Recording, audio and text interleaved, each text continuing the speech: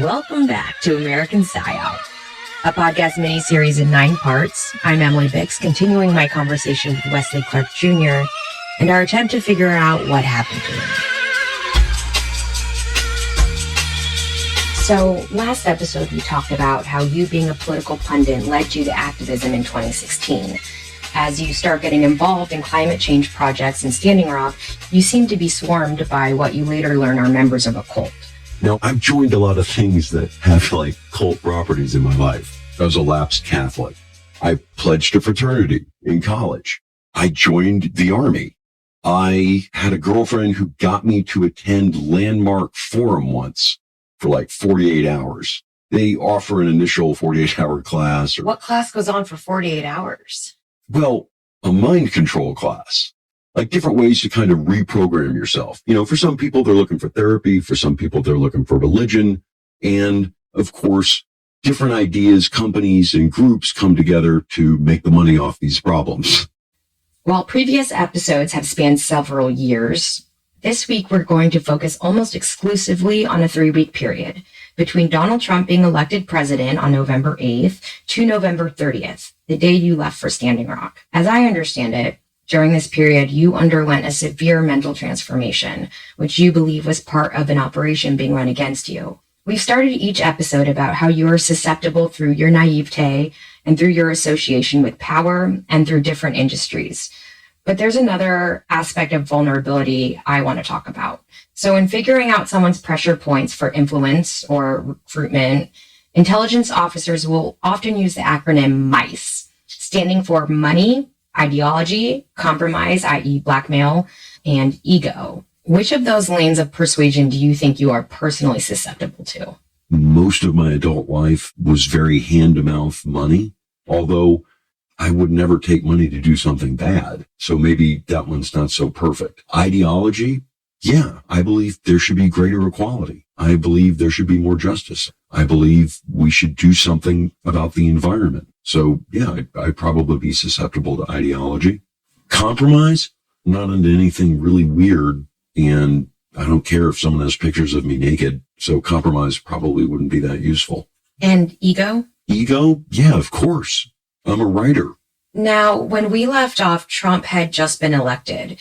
You had dipped your toe into activism through 2 projects, Standing Rock and climate mobilization. You say through those you are surrounded by a cult. Yeah, but they seem to come from 2 other sources too. First was a guy named Michael from Santa Barbara. So after the fundraiser for climate mobilization at the end of October, this guy who was on the International Crisis Group board with my dad came up to me and said, the way you look at climate, you should speak with my friend Michael up in Santa Barbara.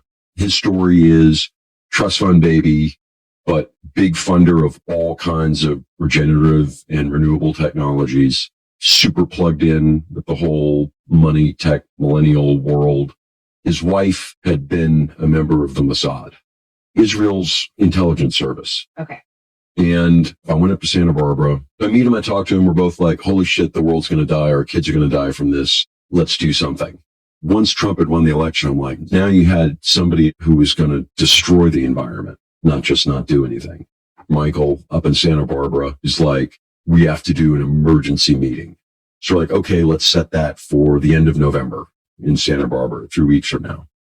Okay, so Trump has been elected, and now you've basically made 2 commitments over the next 3 weeks.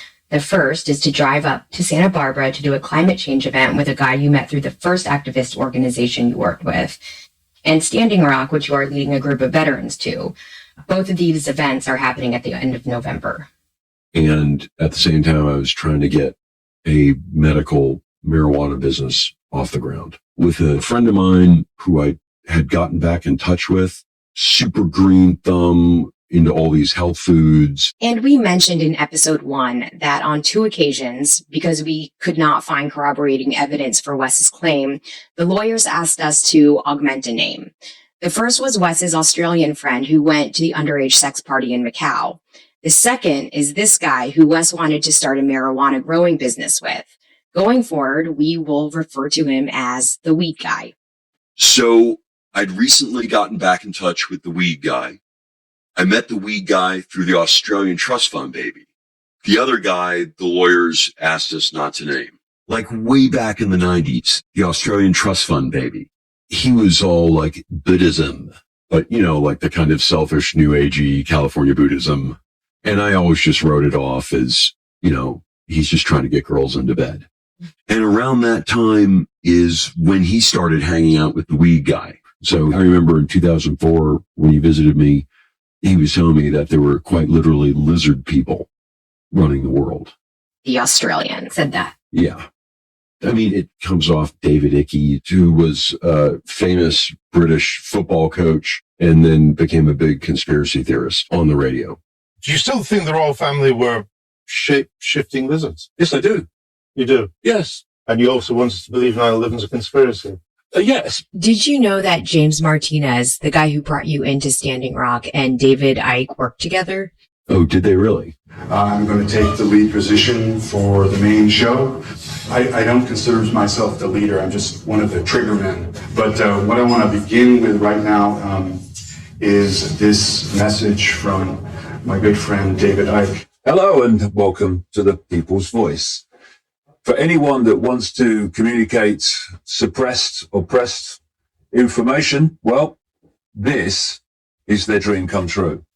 So as I'm going into the Standing Rock thing, I notice everybody around me, they'd all been talking about UFOs and aliens and connections to alien tribes and ascended masters and ascension from the guy who brought me into Standing Rock. James Martinez. Everything that's going on right now has to do with the ascension process. To Nora. People talk about ascension. To the weed guy, to the Australian. And a couple of them have brought up Saint Germain. It's called the I Am cult. And that these things were tied to prophecy, tied to the Lakota prophecies, their kind of end times prophecies, and tied to Standing Rock. You spoke about the I Am cult a little bit last week, but just to give our listeners more context, the I Am cult was started in the 1930s by a man named Guy Ballard, who claimed he was the reincarnation of George Washington. Ballard also claimed that while he was walking on Mount Shasta in California, he ran into the reincarnation of a man named Saint Germain, an 18th century count who then gave Ballard a revelation. Germain became a central figure in Ballard's new cult. Saint Germain, among other supposedly enlightened and magical entities known as Ascended Masters, are the central figures of the cult. These Ascended Masters are a mix of angels and deities pulled from religions across the world, like the Archangel Michael, along with historical figures like Saint Germain, who, according to the cult, can perform magic and time travel. The cult is heavily influenced by theosophy and mysticism and is considered the first religious movement to incorporate aliens and UFOs as part of their belief system. The cult also pushed a right-wing and hyper-nationalistic political ideology and conspiracy theories, mostly directed at President Franklin Roosevelt, who Ballard would encourage his followers to attempt to psychically destroy. It's hard to determine the size of any cult, especially one this old, but the cult's claim of 3 million members is clearly inflated. In reality, in the late 30s, the I Am cult is estimated to have had as few as 50,000 active members, but possibly as many as 1 million interested followers, which at the time represented almost 1% of the entire population, about the same percentage of modern Americans who are practicing Muslims. Here are excerpts from a speech Ballard gave in the 1930s. In the name of love, wisdom, and power, which thou art, to charge the consciousness of each one here with the ascended master, present, self-luminous, intelligent substance, and power of light that goes before, giving each student the invincible protection by the power of light, and the invincible directing intelligence, and through the divine order and divine channels that limit the supply they require, money or anything else. Let everyone realize when they call to their mighty I Am presence the greatest power. In fact, all the powers of the universe rush. And we thank thee it's done. Beloved Saint Germain, today our hearts are bursting with gratitude. After Ballard's death in 1939, the remaining leaders of the I Am cult were charged with multiple counts of mail fraud, and the cult went largely underground. Today, few members use the name I Am. It largely operates as the Saint Germain Foundation, which has several US-based temples and about 300 local chapters worldwide. And it has also produced several sects and splinter groups such as the Church Universal and Triumphant. Wes, you would later find out much of what you were hearing from the people who came into your life in the fall of 2016 were the beliefs of this cult. And to understand it, if you're on Facebook, you've probably seen stories from Gaia, which are all these kind of new agey UFOs, pseudo-Christian, whatever you're going to call it. Did you know that Gaia was originally called Gaiam, which is a combination of the god Gaia and the words I am? No, I did not know that. Gaia is an alternative media channel broadcast to over 3.5 million followers on Facebook and 500,000 paid subscribers. They push conspiracy theories, New Ageism, and UFO mythologies amidst yoga content. Are you ready for Gaia? Explore the world's largest library of conscious media with thousands of films and original programs. Inside, he was able to detect the fetus of some creature. It is clear by scientists that it's something different. It is not human. Did you know that James Martinez has made several appearances on Gaia? I mean, there's like, everybody's like 2 degrees separated around here. And this is like right after the election. At this point, I start only sleeping like 3 hours a day. And I answer every single text message, Twitter DM, Facebook DM, everything that's sent to me from everybody to get as many people as I can out to Standing Rock, or if they had a lot of money, out to Santa Barbara. The people around me the whole time I'm doing this, which I'm just doing it out of my garage, are James Martinez and Sedef. And Sedef is the Turkish-American woman who came into your life right before Standing Rock. She was a fan of the Young Turks and reached out to you on Twitter. That's right. And Sedef wasn't really into the whole spiritual aspect thing, but she also wasn't against all the spiritual stuff. And they were like, became friends. Martinez, not so much, because he had a lot of weird ideas that I didn't like. Like, he was one of these people who's like, Jews control the banking system. We are controlled by the banking cartels that run and own this country. They're making the decisions. Donald Trump has to bow down to Israel, and they've got to bow down to the Rothschilds. Sorry, that's the ugly truth. That's the situation. And it's like, dude, how fucking stupid are you to say something like that? Like, if you obviously know nothing about banking. But he's a big, like, crypto guy, and he's the guy who had to be there because he had the phone communication with Phyllis out at Standing Rock. Yeah, and I didn't speak with Phyllis all that often. It would be like once a week for like maybe an hour or two, because she was unreachable as well on the phone. And when you'd speak, I mean, she was an elder Native American. You kind of have to wait for her to say what she wants to say. You really can't question it that much, and you'll never really get specifics. So everything was kind of nebulous. Mm-hmm. So at this point, I get surrounded by gurus who come out of the woodwork. Guys who are friends with Michael from Santa Barbara, guys who are friends with other people who were like, you got to talk to this person. This person wants to meet you. And they come by the house and, do their hocus pocus and be like, you have a powerful spirit inside you, blah, blah, blah, blah, blah, crazy stuff. Like this fella, Paolo, who was also tied to all these ascended master type things, and his girlfriend that came over that was a big spiritual consultant for, quote, Hollywood players, like getting thousands of dollars an hour to do psychic readings. And I met Seven McDonald through Nora. She was like a PR person for activists and causes. And she also kind of accepted all these beliefs. When you're completely surrounded by everybody thinking the same thing, you think, okay, I'm just going to play along. Their end goal is something good, which is, dude, we have to do something about climate change. Did this crew of people also speak to your wife? Yeah, they all had come over to the house, and my wife was like, who the fuck are all these people suddenly all around us? But for me, it felt fun. It felt like I'm doing something good that's righteous and just. If someone comes over and they tell you you're bound for a very special mission, you have a very powerful spirit inside of you, and you hear these things, and then later a different person brings up these same ideas to reinforce the belief in you. And I was like, give me more of that crazy. That crazy's good. They were all trying to push me in this really specific path of UFOs, Saint Germain, Theosophy. So all these people start reaching out to me, and I mean from every nook and cranny of reality you can think of. Like a lot of the environmental people I came into contact with, a lot of the people from Nexus, a lot of the people like Nora and others are talking about all this stuff. As this is happening, my brain starts to melt down, mainly probably because I'm only sleeping 3 hours a night. I'm talking to every single person that gets in touch with me. Like on Twitter, Facebook, and you would do it in whatever voice you've been contacted with. So if somebody came at you like, I'm looking to be an ascended human, you'd be like, I want to help that ascension. Like, come out there and like put it on the line for us. If they were negative, I'd just be like, sorry, you feel that way. I mean, there were plenty of people who were like, we're going to kill you. You should die. Or you get messages online from like, I'm a cop in North Dakota and my family's gotten death threats. And everybody was getting death threats in like November 2016, whether you were on the right or the left.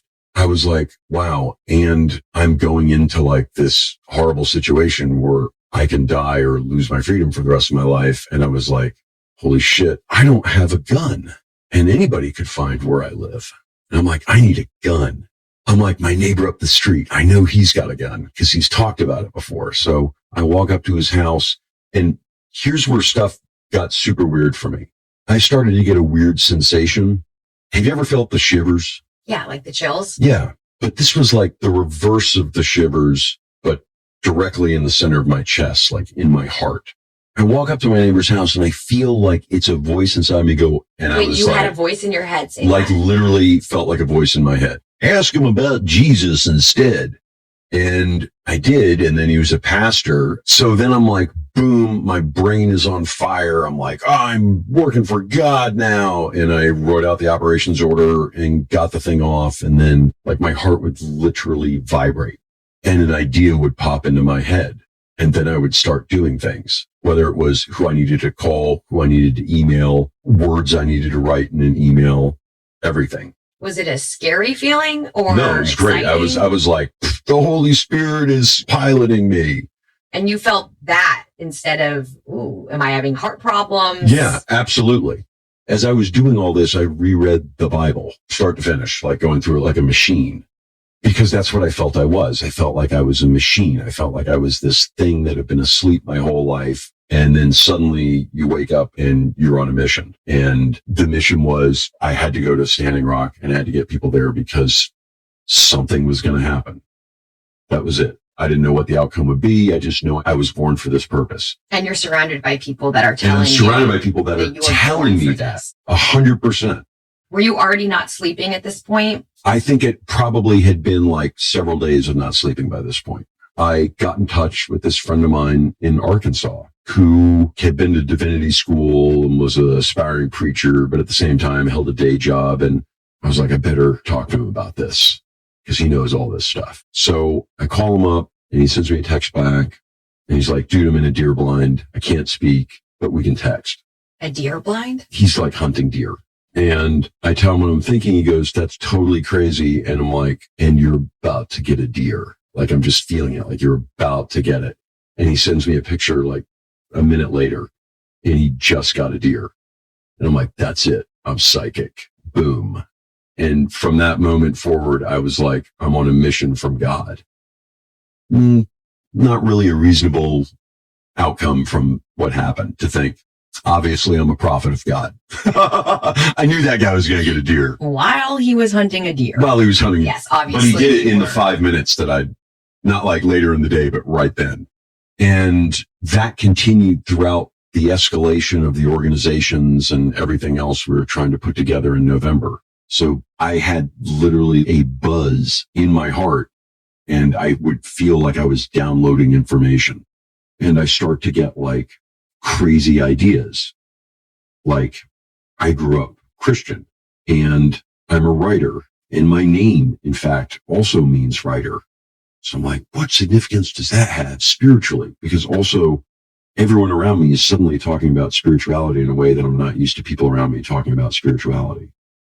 And I'm like, oh yeah, dude, who is God's writer? God's writer is Metatron, who was supposedly the prophet Enoch gets taken up to heaven, turned into Metatron, and he's the dude who keeps the secrets of the universe. And is this something you researched or you Well, knew here's the about thing. this entity? I didn't really know about it or think about it.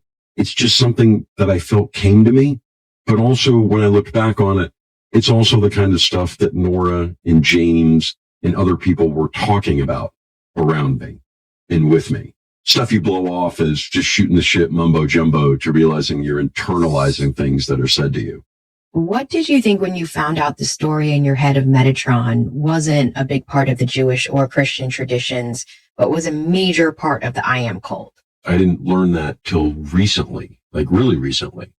This is a clip from the Gaia produced show titled Ascension Keepers.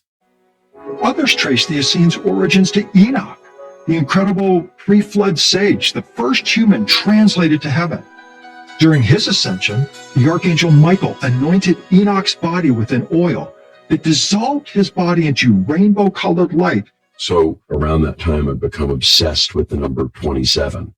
I don't know why I did. I think Michael's wife, the one in Santa Barbara, had put me in touch with some Kabbalist guy in Los Angeles that I had breakfast with around that time. And I was just thinking about numbers. You know, growing up, you wrote your birthday as 6 digits, and my 6 digits added up to 27. And then I suddenly saw 27 everywhere. Credit card, federal ID numbers, addresses, driver's license, every single account I had a 27. My wife's birthday was the 27th. I'd lived at several addresses that were 27. My parents' zip code was 72227.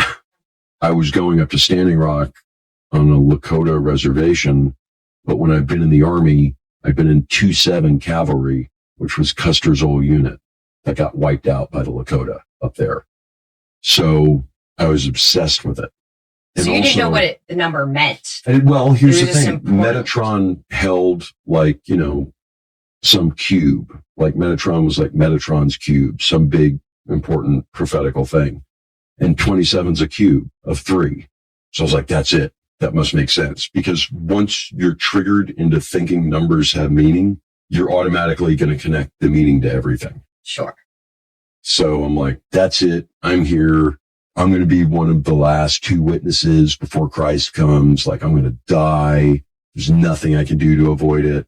And Standing Rock is going to be this. And Standing Rock is going to be the start of this thing, but it may be the end of it for me.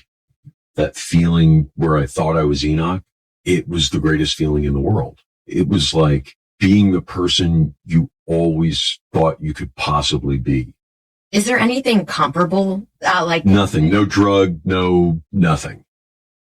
And it was that feeling of effortlessly being on, being awake, being able to answer every question put forward to you and talk to every person you had to talk to in a way that I never could have done before. And when I look back on it now, I'm like, yeah, I was crazy. But at the same time, at that moment, I didn't feel crazy. I felt like I was actually finally doing something worthwhile in life. Was it after you told people that you believe you're a Metatron that they were like, oh, you should talk to this guru? No, actually before that. So it could be one of those things where you think you came up with it on your own, but you didn't.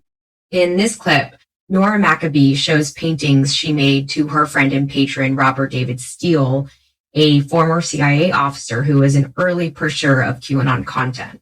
Steele died of COVID in 2021 after claiming he had been the first person to ever call COVID a hoax. Tell me about this one. This is really something. This is called Metatron's Cube. Now, this is... Wait, it's called what? Metatron's Cube. Metatron's Cube. Wow. So I call it Metatron's Cube because Metatron, it was originally Enoch, a man who became an angel. This all happens in like 2 weeks. I go from like semi-normal to I am like Enoch, Metatron, messenger of God, all within like 2 weeks, mainly through lack of sleep and constant gurus coming around me. Now, during this time, I'm also speaking with Nora every day, James Martinez every day, and Sadef is usually over at the house. And then a week before Standing Rock, I got a call from Seven, who I'd met through Nora, that Nora's husband had submitted a report on me to the FBI and the CIA saying I was a dangerous religious extremist. And I was like, what? And what month was this? This was all November 2016. What does Nora's husband do? So Nora's husband, apparently he was a major in the army before he got out, and he had something to do with nuclear weapons, transporting them, guarding them, something like that. But he talked a lot about aliens all the time. So I didn't really care what her husband wrote about me. So I called Nora and she goes, we're going to get him to retract the report. And then Seven's like, he got the report retracted. And so it's these things that I look back on and I'm like, that's somebody running an op just to totally confuse me and make me paranoid. But at the time I was like, this is actually happening. I don't know if it's planned between a group of people who all play telephone with you to confuse you. You would constantly get these kind of messages. And Nora said, my friends in the intelligence world think you're being targeted with an infrasonic weapon. And I'm like, what? And she says, the Russians and the Americans both have like infrasonic weapons. Which are you use electromagnetic waves to target people so that, like, when I think of my symptom of my heart vibrating, she's like, they could do that. That could be caused by it. It could make you feel euphoric. It could make you feel terrified. James Martinez was also like, they do have those weapons. Like, you could be a target of that. So I took all that with a grain of salt. When our producer reached out to Nora and James Martinez for comment, both claimed that they played no part in any operations against Wes, though both claimed they believed that during this time an operation was being run against him. Both also say that they believed he was targeted by a non-lethal weapon which implanted these ideas in him, though neither offered any evidence to support this claim or even really reasons why they think it's true. Martinez denies knowing anything about Ascended Masters or I Am Spiritualism, but that would be strange because, as we've shown, he's publicly promoted those beliefs. Nora claims her spiritual outlook is simply personal beliefs and nothing more. James Martinez would talk a lot about neuro-linguistic programming, saying that was Trump's big power. I've been in the behavior modification business for a long time. I've done deprogramming for cults. I've created cults. One of them still alive and well now. Neuro-linguistic programming is like a kind of a con man technique to set you up. And neuro-linguistic programming is preparing people for what you're going to tell them. All the stuff that is used for behavior modification, whether it's for the military, whether it's for people that are seeing Tony Robbins, he's energizing the crowd the same way somebody would be in church. You change the energetic field of the group, and then you start unconscious installation. So if I told you, if you go against the government and your life's in real danger, a helicopter will appear over your house.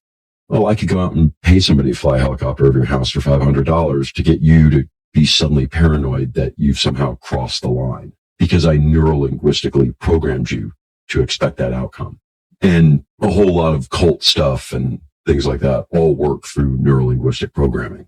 And the producers would like to note that while these techniques can be effective for cults and con men, neuro-linguistic programming as a practice is considered a pseudoscience. So one day you're like, I am Metatron. I am Metatron. And your wife said... My wife is like, whatever. Like, I'll deal with this for now. But I didn't really just come out and tell her. Like, it was a slow kind of... Were you on any medications at all? No, none. No drugs, no... Well, I mean, smoking pot. But yeah, no, nothing else. So at the same time, another dude comes out into my life, this guy named Red Wolf Pope, who is supposedly a medicine man. And he's bringing me stuff to bring with me to Standing Rock. He stops by my house. He goes, you got to bring like this tobacco and here's your cedar that you want to, put in your socks to make you, magic so you can avoid getting caught by the police. And he came by the house with this guy named Colin, who was like a super hippie looking dude, beard, long hair. And I found out later Colin was in charge of internet operations at Donald Trump's 2013 Miss Universe pageant in Moscow. And Red Wolf Pope got arrested in like 2018, and it turns out he wasn't Native American, he was Chinese. Red Wolf Pope, a high-profile New Mexico entrepreneur and Native American activist, has been convicted of raping a woman and recording videos of himself doing it. I know. Crazy. There's a lot to unpack right there. There's so much to I unpack. don't know what to think about that right now. Do these people come back into They come the back story? into the story. All right, I'm going to put a pin in that for now. Bookmark it. Bookmark it. Okay. So basically, we try and create this organization on the fly among total strangers coordinating online. So the 8 people that had signed up were before you went to New York. Mm-hmm. And then you got back from New York.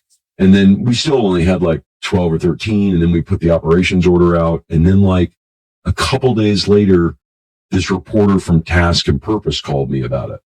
Task and Purpose is an online magazine aimed at veterans. So you've come back from New York. You've put out the operations order calling for veterans to come to Standing Rock to take over the front line of the protests. And now a veterans magazine called Task and Purpose is going to write an article about it. That's right. And I did an interview with him, and he posted this story, and suddenly we were getting hundreds and hundreds of people coming in and tons of money in donations. And how much money did they put in? We'd raised like $1.2 or $3 million for the Standing Rock protest. Oh, wow. In like 2 or 3 weeks. And I didn't know anything how to do any of that. So Michael Wood had set up a donation thing on my Facebook page for, we called it Veterans Stand. But it was a bank account that Mike Wood managed. And Mike Wood is the guy you met through Young Turks, who you brought into Standing Rock because he had a background in activism and you didn't. And as the numbers of people keep expanding, and we're up to like 2 or 3, 4,000, and SIDEF was helping keep track of all the personnel roster lists. And this is end of November. This is still in November, like past the midpoint. And she's like, don't worry, like less than half the people who sign up for any online thing ever show up. And Phyllis is like, doesn't matter how many people come, bring more. We'll be able to feed and house everybody. So you're in this psychotic state and money's flowing in. And none of the money could be touched till like 3 weeks after it had been contributed. So it's not like the money could be spent, but we wanted to get like, tents, radios, cold weather stuff you need if you're out in the middle of nowhere, satellite phones and all kinds of stuff. And I remember when I first arrived in Standing Rock, this dude named Kevin found me. He goes, hey man, I work with Elon Musk and these other people, and we're all trying to figure out how you raise so much money so fast online. For me, my crazy self at the time, I'm like, dude, we raised it because I'm on a mission from God. Why else would we have raised it? Not realizing that anybody can make contributions to things like that. For all I know, it could have been any foreign country, any organized crime group. Anyone could have been like, hey, let's get something going in North Dakota. So when you found out it had broke $1 million, I was like, cool. We can hire buses then to get more people out there.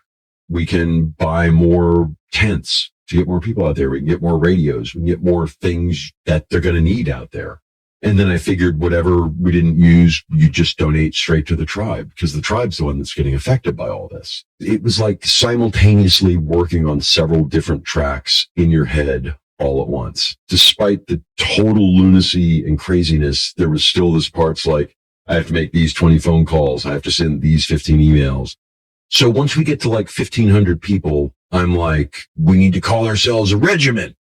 So we found an inactive regiment called the 27th Colored Horse Regiment that deployed in the start of World War II in the North African campaign and never shed a drop of blood. And I was like, dude, that's like the perfect story. Yes, we're the 27th Cav. And we start having staff meetings with the kind of ad hoc leadership committee that we had to try and plan movements out there. And you realize you have no idea who anybody is that you're talking to. And you don't know what anyone's capabilities are. You don't even really know what side they're on. You just have to assume you're talking to people and you're all on the same page and we'll get out there. But also I was fully nuts by that point. And so when I talked to Mike Wood, he was like, I'll do all the press for this. You don't do any press at all. And I'm like, okay.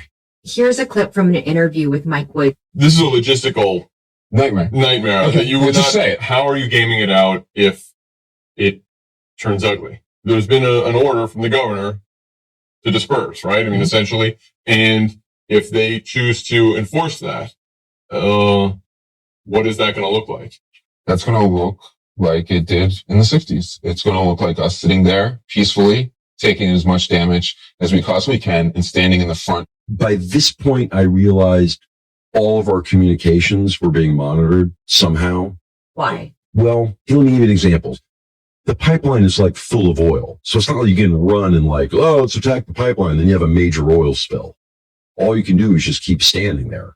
And so I said, well, let's build an ad hoc plumbing system that connects one of the camps to the river. So if you have 3,000 people coming, you tell each one to bring 3 feet of pipe. You can run like over a mile of pipe, build it out with a pump to bring water into the center of the camp. And then boom, that's a human habitation. Time to file something else. The next day, the governor of North Dakota said they would arrest anybody who was selling supplies from hardware stores to protesters. After nearly 5 months of protest, officials are turning up the pressure, telling demonstrators to leave now or face the consequences. The Morton County Sheriff's Department warned protesters Tuesday that they'll start blocking supplies and people from entering the campsite. So I was like, they're definitely listening to what we have if they think they're going to prevent us from buying all these pipes to kind of come up with a shithouse lawyer solution. While we couldn't find direct supporting evidence that the governor gave this order, it was reported at the time that North Dakota Ace Hardware stopped selling certain supplies to protesters at the request of the local police. And the North Dakota government did say they would arrest individuals bringing supplies. How many people were already there at this point? We had no idea. People had been protesting there all summer, but our group of the vets weren't supposed to start rallying in there till the next weekend, December 1st.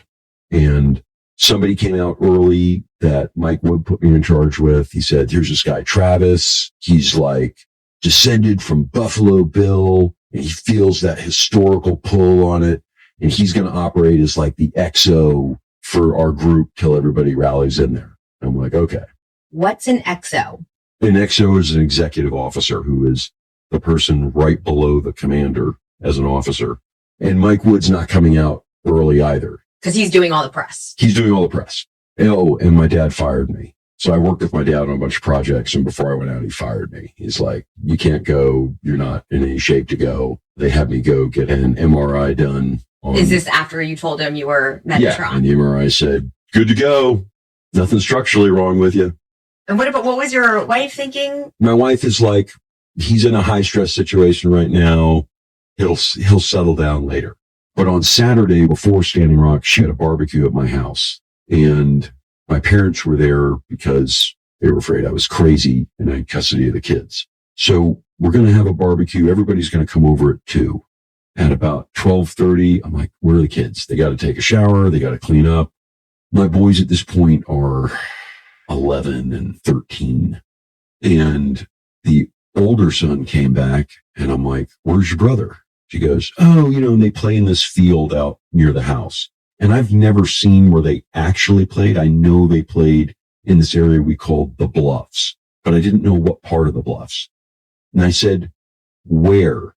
And as soon as I said where, I had that weird heart vibration. And he described exactly where they were playing and that they had to climb a fence to get back into the neighborhood. And as I got that vibration, the thought came into my head that Dashiell's life was in danger. I mean, it was a super specific feeling, like right. He is in danger right now, this very second, at that location. And I got in the shower. And then you got in the shower, not like straight out looking. No, because I told myself, okay, this is like these feelings I keep having. And my wife is starting to get upset with it. And if I run out there because I'm like, I had this weird psychic vibe that my son's life is in danger, she's going to be like, this is like, one straw too many. So I'm like, I'm not going to keep listening to this, like getting myself worked up over this psychic thing. And then I got out of the shower and boom, the phone rang and it was the fire department. And they have my son Dashiell, who just broken his arm, trying to climb that very fence that I heard the existence of for the first time. So my brain said, this is the second time I've had an experience like that this month. I need to listen to that feeling when I get it and stop questioning everything. I mean, that was kind of where I went from, I've got these crazy ideas to this is reality, God's in charge, and I'm just along for the ride. And then that was like, all right, that's it. Period. You're psychic. Accept it. Get on with whatever you need to do. Did you share that with your wife? I did. And what did she say? She just thought it was weird.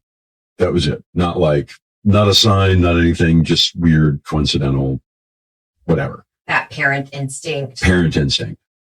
The next night, I had to go up to Santa Barbara for this event that we put together for all these family offices for like 48 hours. And this is for the event you set up with Michael from Santa Barbara, who's a guy you met through your first venture into activism, not to be confused with Michael Wood, your partner in Veterans Stand. Right after the election, you and Michael try to get people together to fund climate change projects. Absolutely. It's like a 2-day conference. Oh, Santa right before Barbara. Standing Rock. Everybody said I had to meet Ryan Whitewolf, supposedly this indigenous guy who walked all around the world in bare feet on like 600 reservations or something like that. And I was supposed to meet him up in Santa Barbara when I went up there on Monday for the start of this conference. And he's been sold to me by Paolo and a couple other people is this guy is like, could be the next Christ. I'm like, well, I definitely want to meet that guy then. So he's in bare feet. You know, he's got long hair. He's got an Australian accent. He says he's half indigenous Australian. Who knows? I mean, he had feet like a hobbit. Wait, so I'm picturing this like bougie event in Santa Barbara. Yeah, but I meet the guy out on the street. Oh, I thought it was at... No, the event was super like, oh, look at how sophisticated I am. But this was literally on the street with a guy who had no shoes. In Santa Barbara? In Santa Barbara. Okay. And his girlfriend, who he said was like a Colombian witch, but she had what to me sounded like a Russian accent. So they're like homeless, essentially. And I'm like, well, you can just stay in my hotel room. So I had a cot wheeled in that I could sleep on. I gave him the bed. And he was very much into the whole Saint Germain I am cult type of mysticism. So they're crashed out. I'm in a little cot. And, you know, we have the event. And James Martinez, the guy that brought me to Standing Rock, walks up to the brother of Eric Schmidt, founder of Google. And I'm like, holy shit, they know each other. And I guess the brother was involved in something with low energy nuclear reactions, which for James was like the future of energy. But for me, I thought of it like, you know, kind of woo type things that never actually turned out to be working. Did you know the Lakota tribe had embraced the cold fusion project James Martinez was pushing? I learned about that recently, but at the time I didn't know that. I mean, he was like, yeah, man, you're going to build cold fusion out here. I'm like, you'd be a lot better off building wind turbines. Producers would also like to note that while it's debatable as to whether or not cold fusion as a science could be hypothetically possible at some point in the future, we would recommend taking any claim by anyone who's saying it's been figured out or they are even close to figuring it out with extreme skepticism. And I left that, drove back to LA. That was a Wednesday night. Red Wolf, a Chinese guy pretending to be a Native American medicine man, shows up again with the dude who ran internet operations for the 2013 Miss Universe pageant in Moscow, also telling me I've got a role to play in all these different prophecies. And they've got 250 Israeli gas masks for us to bring out to Standing Rock. Is that something that was on your operation? Not really. I told people bring a mask if you got one because we'll probably get gassed. We got the gas masks. I said goodbye to my wife. The next morning, Paolo came by. When he came over that morning, we shot a last will and testament because I wanted to make sure my wife could, you know, stay in the house and that my parents would hopefully get some custody of my kids. Paolo helped you film this? Yeah. Because in my head, I'm thinking, I'm probably going to die. Like, I'm involved in this crazy ass thing with oil companies that I've essentially declared war on, and I'm going to wind up dying. What we thought was that neo-Nazis were going to infiltrate us and mercenaries were going to infiltrate us in order to instigate violence. And then that violence that was instigated could then be responded with even harsher measures by the mercenary companies and the sheriff's department. So Sullivan, who's one of the guys I met online in early November, Sully was one of the first guys to sign up, and he said he wanted to handle staff duties for what we were putting together. You know, he got in touch with me probably 48 hours before I left and said, hey, I can give you a ride out to Standing Rock. And I'm like, oh, okay. So you're going there as a messenger of God. As a messenger of God to do whatever he wants me to do, which I don't know there. When I go there, I think maybe if I'm lucky, I'll get to meet Jesus, who I assume is a native woman. Why? Why would he come back as what everybody expects? And Sully had this SUV, and I piled in there with Trek. I guess that was first thing Wednesday or Thursday morning, the 29th of November. And we started driving, and we didn't stop till we got to the reservation. So going into Standing Rock, you were worried about infiltration into your organization. But would it be fair to say, looking back on it, that you unknowingly were part of the infiltration itself? Quite likely. So as we went into this thing, we thought, with the operations order and bringing all these vets in, that we were setting up for the national press. You want to see a battle? Do you want to see people get hurt? Send the press. And they all showed up. They were expecting it to be an all-out brawl.